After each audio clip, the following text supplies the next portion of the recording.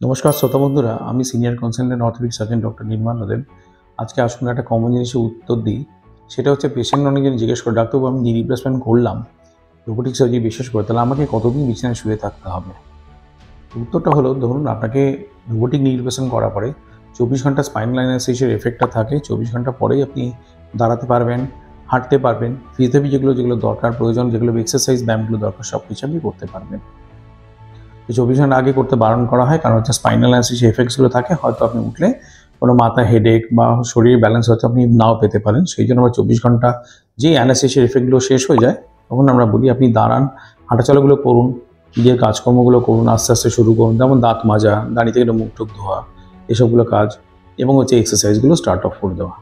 আর যেখানে bed rest বলে যে কমন যে বিলিফ, যে 7 দিন আমার বেড রেস্ট নিতে হবে, এইসব বেড রেস্টগুলো কিছুই নেই।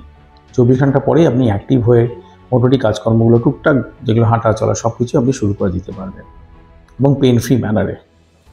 তা আজকে এখানেই সমাপ্ত করছি শর্ট ভিডিওটা দিয়ে। আপনাদের মনে অনেক প্রশ্ন আছে আমি জানি, তো চ্যানেলে হেল্পলাইন নাম্বারগুলো দেওয়া আছে, সেখানে আপনারা অবশ্যই যোগাযোগ করবেন। তারা আপনাদের হেল্প এবং গাইডেন্স করার চেষ্টা করবে। আমার এসব অ্যাসিস্ট্যান্টরা আছে, তারা আপনাকে 100% হেল্প এবং গাইডেন্স করার চেষ্টা করবে। আজকে শোনার জন্য অসংখ্য ধন্যবাদ। Thank you. নমস্কার।